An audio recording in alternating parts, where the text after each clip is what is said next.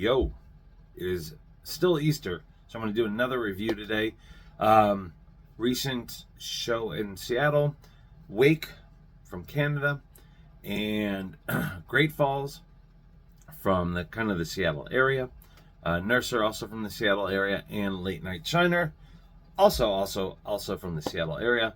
It was a really interesting show because Late Night Shiner, right, they're one of the artists on Cell Arts and Media, and they're kind of your punk metal, lots of old school shredding, and they were there with three heavier, we'll just say more aggressive bands overall, and so it was an interesting thing to see this crowd expecting doom and death and like grind, and man, did they get behind Late Night Shiner. I love these guys. I think they're severely underrated and underappreciated, but people definitely paid attention that night.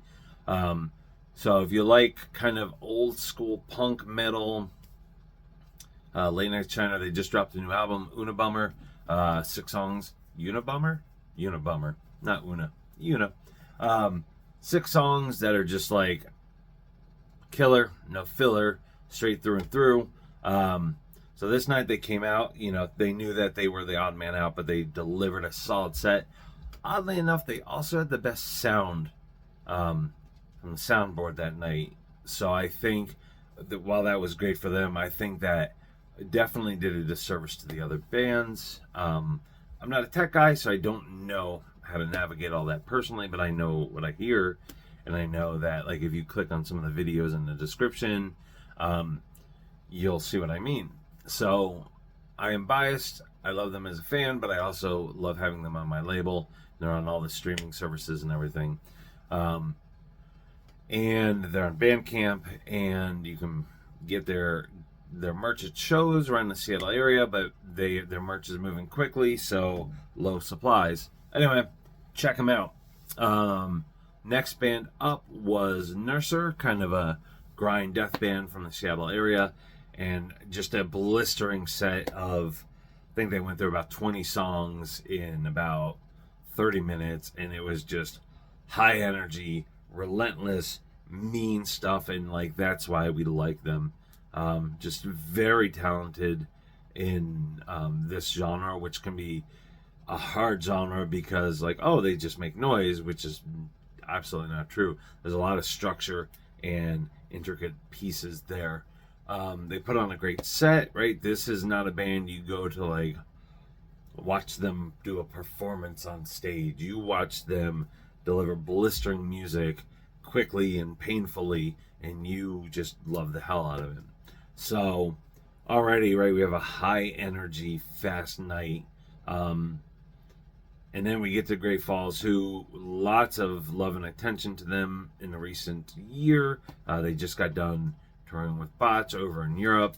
And the crowd knows, like, with Great Falls, you're going to get a bit of theater. And I mean that you're going to get a performance because Shane, the bassist, right, he's a madman all over the place.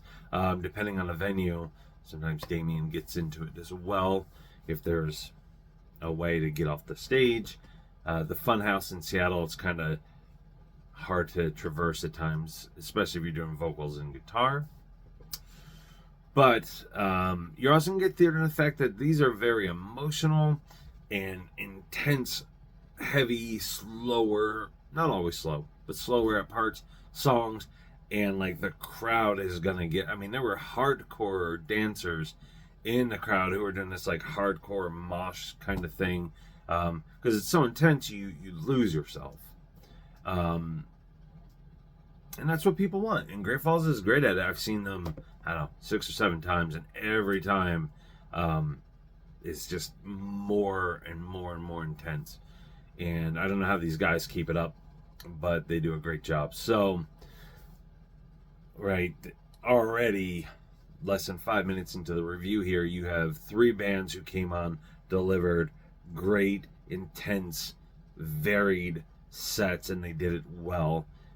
But the downside again was every band that came on, the sound was a little bit, I don't know. I know that like grind and loud stuff is hard to get across well, but all of a sudden the vocals start to kind of get lost, and maybe some of the finer components of the music start to get lost. And I'm a front row type of person, so like I know, right, the monitor's here, it can get really loud and distorted up front, but if the first act is able to deliver loud clarity, then there's no reason why the other act shouldn't have an equivalent kind of level of that. Again, I don't know what it's like to run a soundboard. I'm sure there's somebody out there kind of like, dude, you know what you're talking about, and I don't. But I go to a lot of shows and I know what I hear, and I know that some shows the sound is on point the whole night at any venue, and at other shows it's not. Like it's not a difference in the bands necessarily, because I can tell when this band's sound is just harder in this setting. So, and that brings me to the last band of the night, Wake. Now, saw them last year in 2023. They were one of my top 20 sets of the year. I mean, just good energy on stage, great song selection, great songs. They sounded terrific. And I was blown away. I went there to see them, and they delivered, and it was awesome. Definitely like a 9 out of 10 type of show for me. This time, there were a lot of people who they were hyped to see Wake for the first time. Wake's only played Seattle. This was their second time in 12 years. And they walked away feeling like I didn't love it. And it wasn't the group. Now, granted, 5 people on a very small stage, they weren't able to do a lot. But yeah, the sound just wasn't there. You couldn't really hear the vocals at all. You definitely couldn't hear the lead guitar separately enough. And I don't know how people feel about this. Like, oh, I'm a fan in the front row. Should I be yelling like, yo, your vocals, they need to go up? I don't know. I don't know if that's acceptable. Whatever it is, though, like,